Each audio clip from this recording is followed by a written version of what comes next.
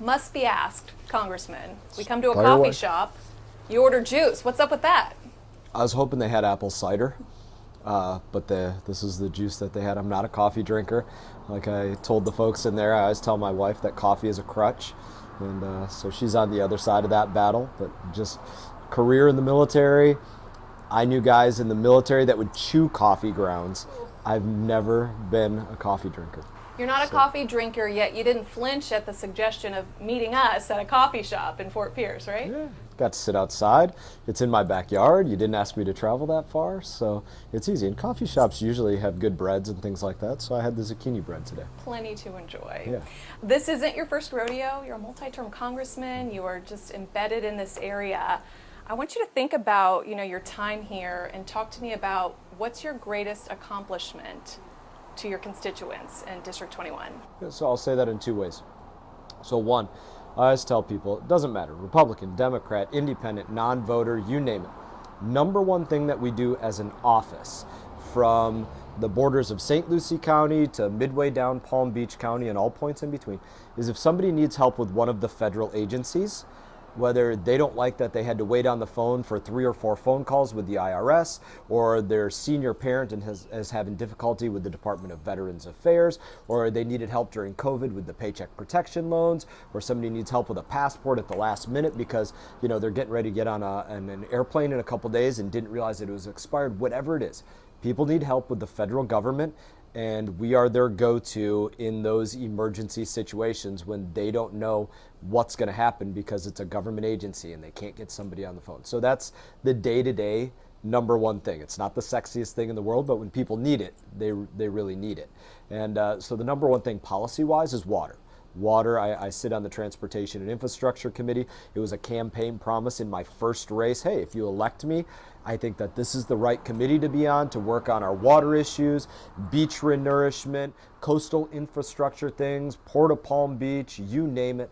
And if you let me be elected, this will be the committee that I'll go to work on, if nothing else, and try to make a difference on our waterways and our local infrastructure. It's certainly been your signature issue. Hands down. And we saw it demonstrated when we came in today, when you first arrived, with the gentleman that approached you, wanting you to be a bridge to some issues he was having with, other agencies and, things that make a difference in his life. So I'm glad you said that because we saw it within 5 minutes of your arrival. Yeah, well, for people, right, this is a lesson that I learned very early on, and somebody gave me this lesson. And when I was first asking to become a member of Congress, and they said, Brian, you're going to get asked some of the craziest questions that you've ever heard in your life. But to the person that's asking you, it's the most important thing that they have to say. And that's why they're saying it to their member of Congress. And so you got to treat it that way. To this individual, might have been small in the whole scheme of everything that's going on in the world, but to him, it was a really, really big deal. And you got to treat it that way. It's their whole life, day to day. 100%. What's the biggest immediate need right now in this district? Certainly immediate, the cost of anything, right? Inflation hits everybody.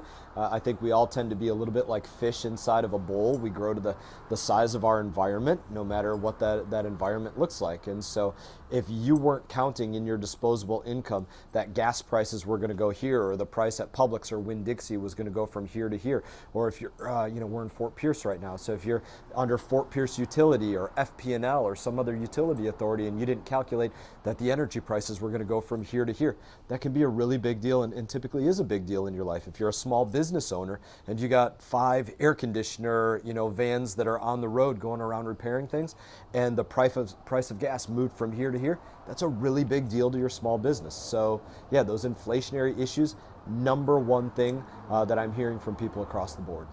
How does Congress help with inflation? What do you want to see? I think there's things that we could be doing that should be entirely bipartisan. They're not. So let me start with a couple of things that I've been pushing for. Big rigs, trucks on the road, right? So if you want to have more and newer trucks on the road, understanding that a vast percentage of our goods come in from California, Port of Long Beach, that's the biggest port in our country, but half the trucks in our country can't go into California because of California emissions standards, things like that. So if you want newer trucks on the road, let's get rid of the 12% excise tax. There's a 12% tax on new big rigs. Let's get rid of that. And trucks would be 12% cheaper. You could get more on the road. You could help alleviate the supply chain in part. Probably number one thing, national policy, and this has to go to President Biden, you have to change energy policy.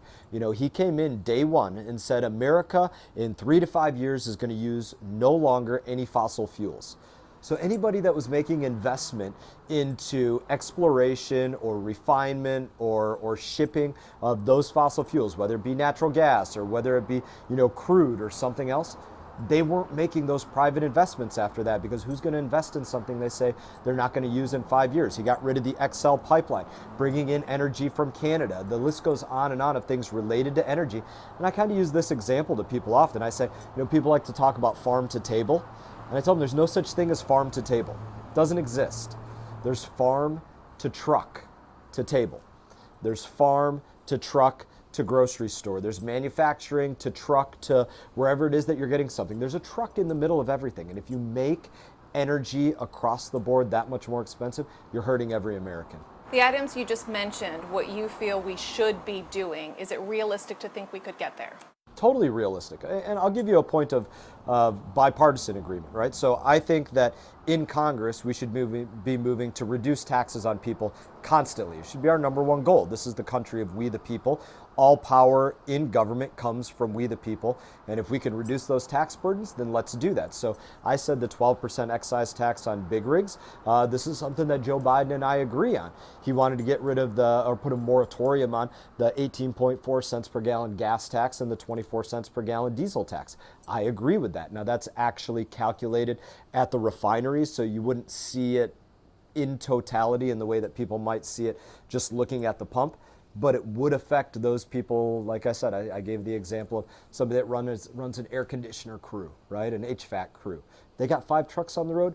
It matters that you lower their cost 24 cents for every gallon in every vehicle that they're running on the road. And there's other things that we can do. I want to go back to something that's big for you, something you are very well known for in this area.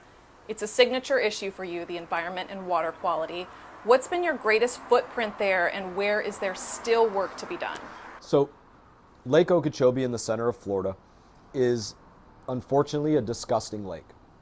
Last year it measured the most toxic that it had ever measured, something like 860 parts per billion of the toxin microcystin, which is what's in the blue-green algal blooms that form in that lake in the summer. And then the water in that lake, when we get a big storm, like say Hurricane Ian coming across the state or something like that, it dumps a lot of water on the state. And the Corps of Engineers will say, sorry, we got to dump this water out Florida's east coast and Florida's west coast to ensure the integrity of the Herbert Hoover Dike. Sorry that it's poisoning your community, destroying your seagrass, everything else. So what needs to happen on that front? We need to get to the point that no matter what happens, there are no more discharges out to our coastal estuaries. People that live on the coast here don't deserve to be poisoned, literally have their water poisoned by something that's going on in an entirely separate water body. That has to happen. Signature things that we've done on that, getting the dollars or in part working with other legislators in the state to get the money to repair the Herbert Hoover Dike.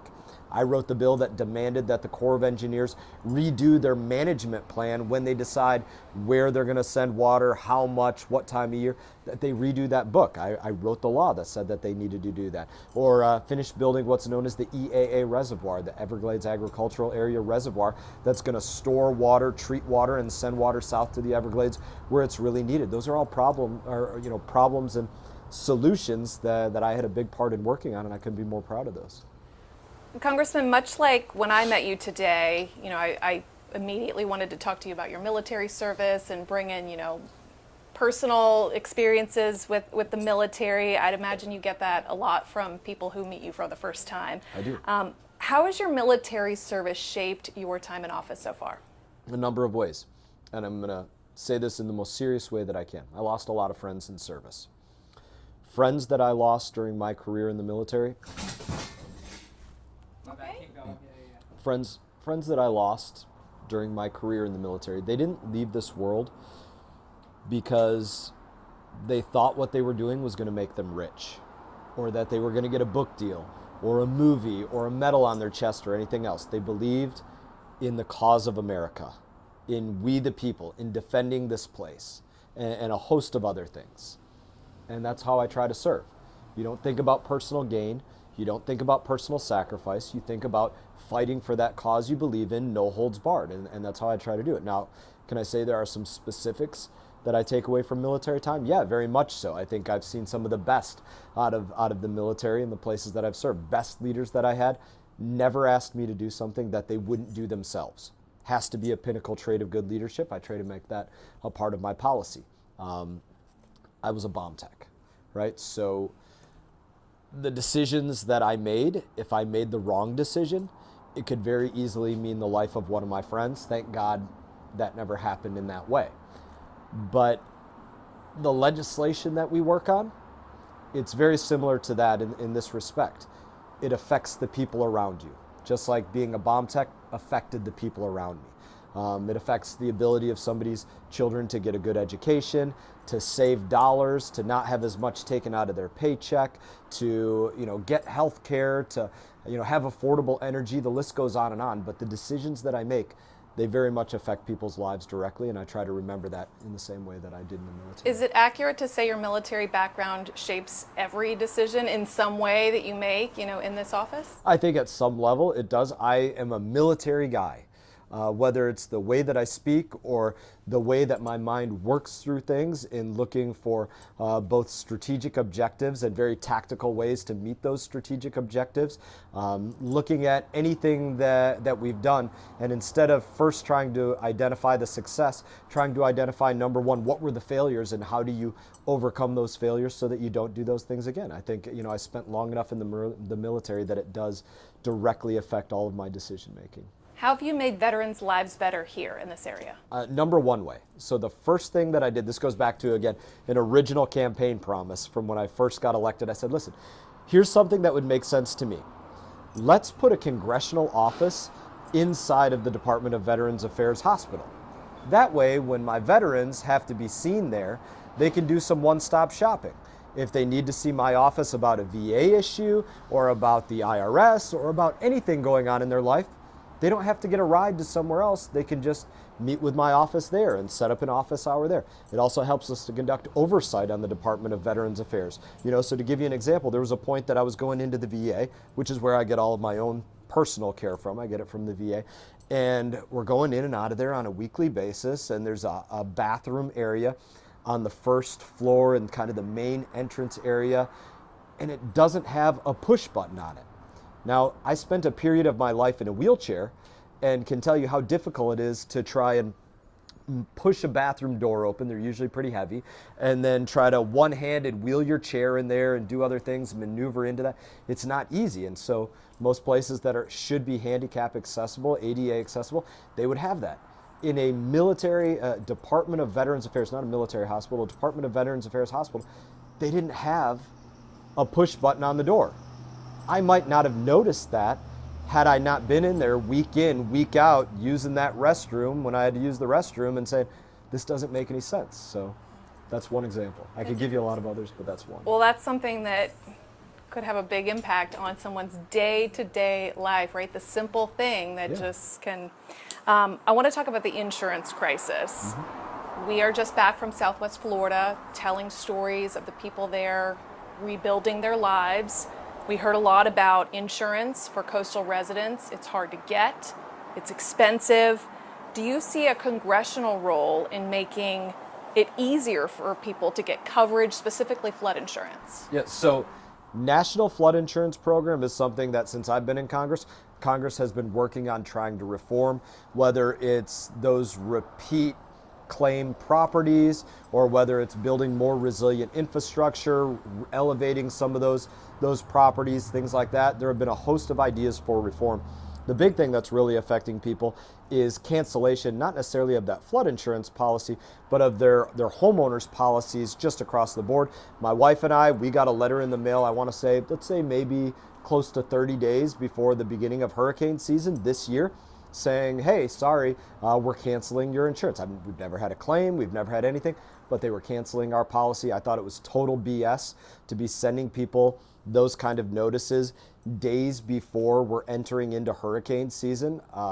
But, their letter clearly indicated that they were trying to reduce their risk in the state of Florida. And unfortunately, that's much more of a state issue dealing in the state legislature. Unless it gets into areas of what we would call reinsurance, it's really not going to touch the federal sphere as much. How do you bridge that gap, though? You've lived it, had your policy or coverage canceled, at the last minute. How do you bridge that gap? Something that's a state issue handled, at the state level, but there might be a need to bring in, the federal government to help solve something like this insurance crisis. How do you bridge that gap? I think you do research on the issue in this way, which is something that you hear a lot of people talk about, but you don't see all the facts on necessarily at this point. And you hear them saying, okay, there's a massive amount of roof replacement fraud in the state of Florida. That's one of the reasons that they want to get out of insuring homes in the state of Florida, because they're saying there's this little spot in there and they're replacing the whole thing under these parameters. That's one example of the kind of fraud that's going on in the state of Florida, causing insurers to move out of the state and not want to do it. So you look at those instances of fraud and you say, if that is the hurdle that you, XYZ insurance company, is saying is causing you to leave, then that's the thing that we need to fix. That's the failure. So Florida needs to find the place to fix that. We talked about this a little earlier. When, people meet you for the first time, what's the number one question you get asked right now from voters, from people who live in this area, who meet you at a coffee shop or at the grocery store? What's the number one thing they want to talk to you about? It's actually really political. What people want to talk about, largely after they say something really political, is inflation. That's the number one thing people are bringing up to me. When I go through Publix in the grocery store or whatever, which my wife quite often sends me through there, people are stopping me. People that work there are stopping me. They're talking about their cost of things and how it is affecting their life, or the fact that people that work in one of the Publix, that maybe they lived, they work in Publix in Fort Pierce, but maybe they live down in Port St. Lucie, and they took that opportunity because it was an opportunity to move up the chain somewhere. But now it's a really big deal because they're that many further miles from home. And it wasn't a big deal before, but now it's a big deal to them. But before people get to that, the number one thing that people say to me, truthfully, is they'll say, I don't know how you deal with what's going on in Washington. And they'll usually use some kind of swear word to say it. I don't know how you deal with, that whatever. But it's the number one sentence that people say to me. I don't know how you put up with that whatever in Washington. It's almost off-putting when someone just wants to say hi, like you just experienced, right? They didn't need your help with anything. They didn't want to talk to you about divisiveness in Washington. They just wanted to say hi. Yeah. That's Well, nice. Young people, quite often a little bit different in that respect, and you ask them and you hope that they have a plan for the future. Quite often when I talk to young people, I want to know how they do in school. I want to know if they're thinking about joining one of our military service academies and are going to come ask me for a nomination to that. And if they're not thinking about that, how come they're not? And I usually take it as an opportunity to give a little military recruiting. I like that. I want to talk about an issue that came up a lot in the recent gubernatorial debate. On one side of the debate, anyhow, abortion and a woman's right to choose. Do you feel Congress has a role in legislating abortion? Congress no longer has a role in legislating abortion. That's the fact of the issue, right? The Supreme Court, in overturning Roe v. Wade, said this is no longer going to be in the federal sphere. It's going to go down to the state legislatures and the state's governors, and they're going to make that decision. I think they made the right decision in doing that. So to answer in the affirmative, no, I don't think that Congress has a role in it. Now, to just answer for myself personally about my beliefs on abortion, we're actually one building over from a woman's clinic, an abortion clinic, just right down there. And I'm a pro-life guy. My wife and I have 4 amazing kids. I like to think that the moment she showed me the test strip, life changed for us, right? Because we now had an entirely different priority. And likewise, when we were there for the first ultrasound together of our first child, not to mention, all the children following, and right up to the moment that she was growing, and to the moment that our first son came out kicking and screaming, it was totally different. We knew that it was a life, and that was us. I want to talk to you about former President Trump. You voted against the impeachment of Mr. Trump, yet you've also been critical of him at times, calling out a quote, serious lack of leadership. What is your take on former President Trump today and hints that he could run again? Yeah.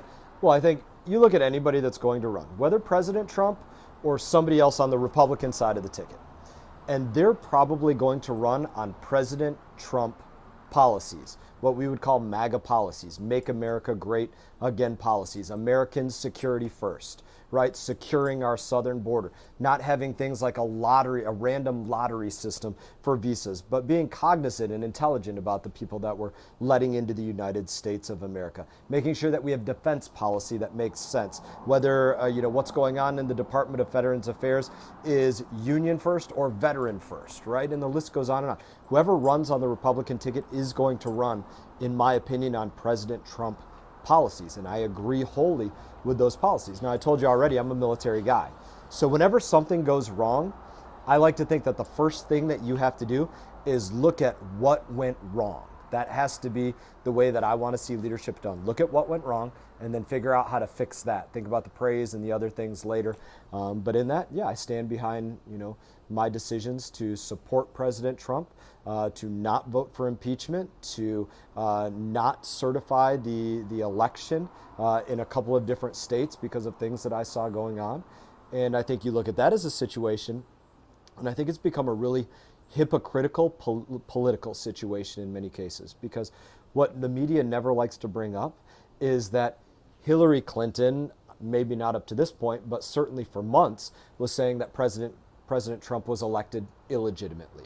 And then Stacey Abrams said her election was illegitimate. And Val Demings here in the state of Florida, can't tell you how many times I've listened to her on a stage saying that President Trump was elected illegitimately.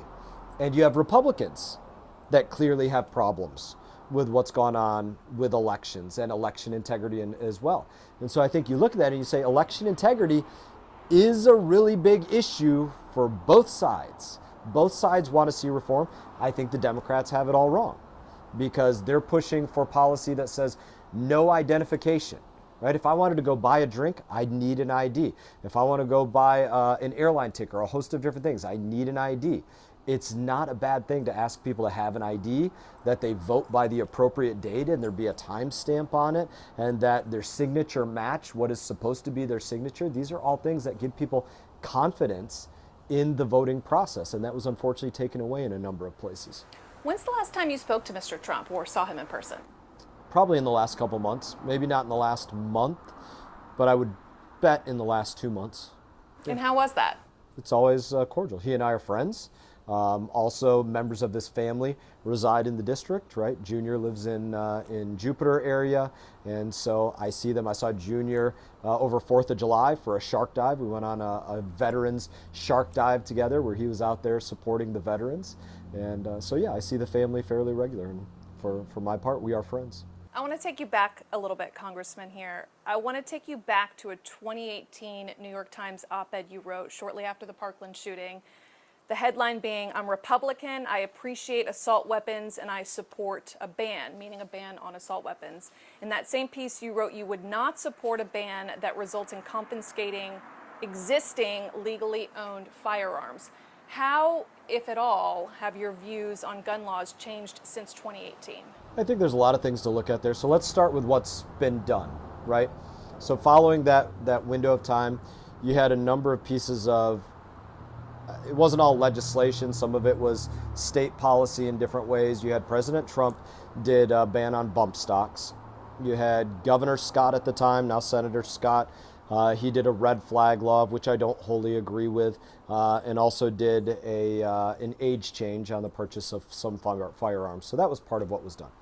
I made an effort to move to the middle and discovered pretty quickly that there was not a middle ground to move to. And to expound upon that, I'd say just my own personal experience with this. Worked on things relating to people purchasing firearms and what's known as a NICS check, the National Instant Criminal Background Check System, trying to make it a more streamlined and better process for all involved.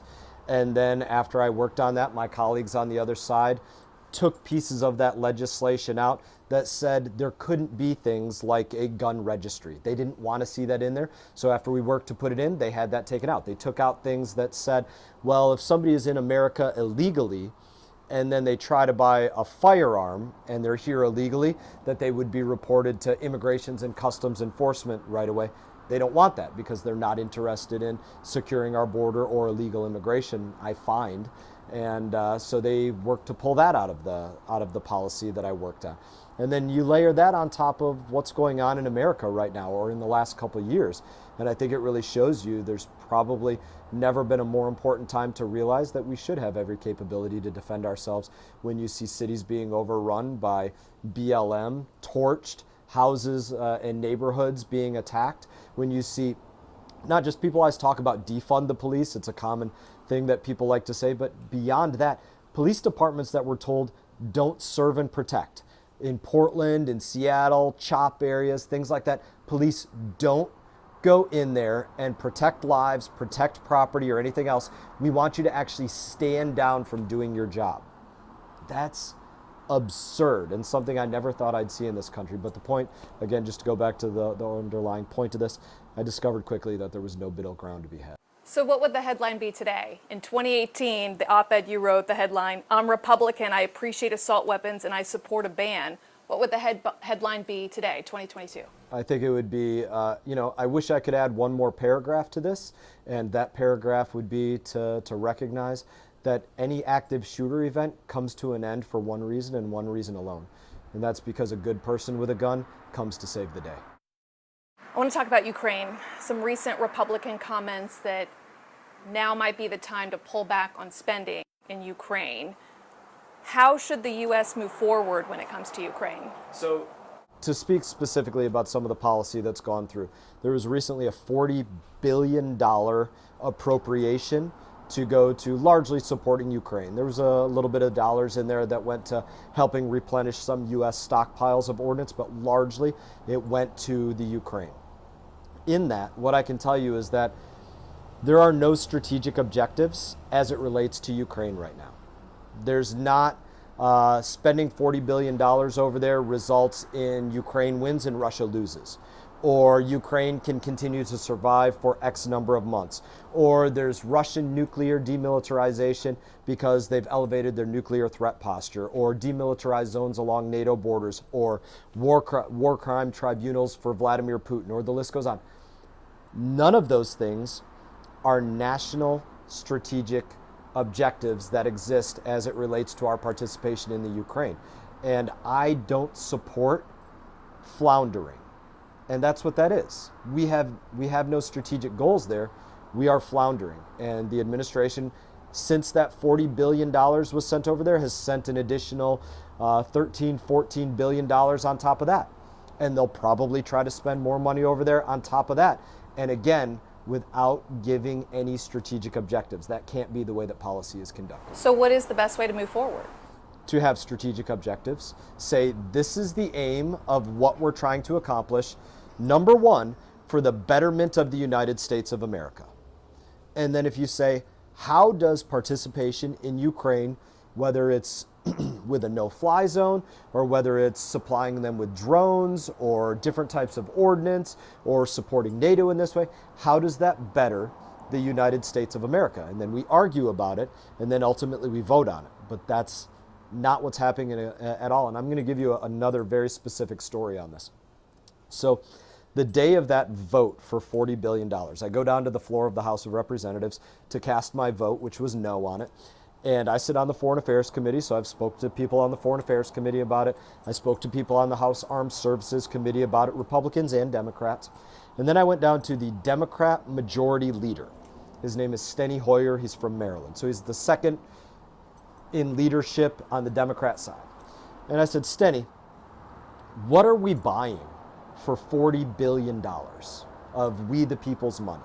Not which bombs and bullets, but tactically, strategically, what do we get out of this? And his answer to me was this: well, Brian, I just think that what we've been doing so far has been working, so let's just keep doing what it is that we've been doing. That was the laissez-faire attitude of spending $40 billion. That can't be how we function. How do you pull in lessons learned then? You've been critical of the pullout of Afghanistan. How Very. do we pull in lessons learned from Afghanistan when it comes to Ukraine. You can't do these things based upon what the media is going to say or how things play out politically. That's what happened to our Vietnam veterans. That was the slap in the face to us as Afghanistan veterans. When you look at that withdrawal of leaving $80+ billion of equipment over there to make the enemy that we had been fighting for 20+ years and destroying, make them all of a sudden the most well-armed terrorist network in the history of the world, Taliban and Al-Qaeda, because of what was left to them. Take all of those people that served alongside us on the ground there, those Afghan nationals, risking their lives and the lives of their families, and leaving them behind. And to give you a specific on that, somewhere to the tune of 70 to 100,000 individuals had helped us and their families over our 20+ years in Afghanistan. The State Department, in their lack of wisdom and lack of planning, very specifically with the withdrawal in Afghanistan, had 30 people to work on the special immigrant visas of 70 to 100,000 individuals in that time period, or moving into that time period of the withdrawal of Afghanistan. That's why you saw all of these people left behind. And all those people that got left behind, the reason they were jumping onto the wing of an aircraft in order to get out of that country is because they knew exactly what was going to happen to them if they were left behind. And the Biden administration didn't care. I want to talk about immigration. You write in part on your website, America is a nation of immigrants. We should be welcoming to those who genuinely want to be in the U.S. and follow our laws. So with current immigration laws, where are we getting it right? Where are we getting it wrong? Well, we have an open and porous border. And we have an administration that is ignoring that people can pour in here. They're ignoring the costs to Americans, and they're really not even caring about it whatsoever. They're operating in this way, which again, I think this is a slap in the face to all Americans. They're saying, listen, believe what we tell you. Don't believe what you see with your own eyes. Don't believe the videos you see of gates being opened so people can just walk through, or don't believe the videos you see of the physical border wall construction materials that are sitting off to the side because the border wall wasn't completed because it was a day one policy of Joe Biden to stop construction of the southern border wall. Don't believe that you see those things taking place. Just believe that the administration tells you Kamala Harris is the border czar and illegal immigration is not a problem. They think people are stupid and can't see things with their own eyes. That needs to be fixed. There needs to be very serious security on our southern border to stop the human trafficking that's going on there, the drugs that are coming in, fentanyl certainly in part, but a host of other drugs, to make sure that we have a rule of law for people that want to come into our country, and they can see that very clearly with the physical security that exists on that border. Bringing in a timely issue too, what do you make of the governor moving people from Texas to Massachusetts?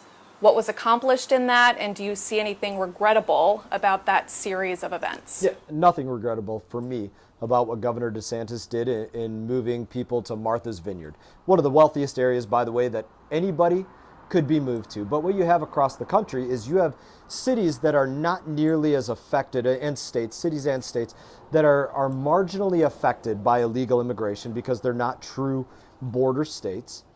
But then they go out there and they say, well, we want to be sanctuary cities and we want to be sanctuary states, and you're wrong for not being a sanctuary state or a sanctuary city. If that's what they want to be, then it seems very appropriate to me that individuals that come in here illegally go to those sanctuary areas if that's the policy that they want to advocate for. Do you see the need for any changes to current laws or the systems in place with voting laws to protect voters' rights? 100%. Yes, there should be an absolute policy that there is an ID when you vote. If you want to vote, you have to be able to pull out your state or government issued ID and be able to say very clearly, this is me. This is a legal document showing exactly who I am. It's not fraudulent, so that everybody out there can trust that the people voting are people that are legal to vote. And I think that's the number one thing that needs to happen with voting across America. And you brought up election integrity a short time ago. Former President Trump, as recently as several weeks ago, demanded he be reinstated as the rightful winner of the 2020 election. How do these continued claims impact confidence and the integrity of our elections? Well, confidence, as we talked about already, on both sides of the aisle is probably at an all-time low as it relates to the integrity of elections. I gave you Hillary Clinton and Stacey Abrams and Val Demings, and obviously there's a host of us as Republicans that said we don't think the right thing happened in Pennsylvania or Arizona or other places where election law per state statute was changed in the middle of an election in this way without consultation, not in a way that expanded people's confidence in this. And in that, I think you fix those issues. And like I said, I think number one, you have an ID for every person that votes, and that I think helps to alleviate a lot of those ideas. Your juice is almost gone, so I want to leave it with this. You are running for re-election. You're the incumbent. You're in a Republican-leaning district. You're outspending your challenger by a lot. Does this in any way lend itself to you, taking your foot off the gas? No. I'm a military guy, as we've already discussed. I don't take my foot off the gas at all. I go through the finish line in whatever I'm doing. If I'm swinging the bat of policy for my community, I swing that bat as hard as I possibly can every single time. And that's the only way I know how to live. Congressman, I appreciate your time. Thank you. Thanks for the questions. Appreciate it. Yep. Very much.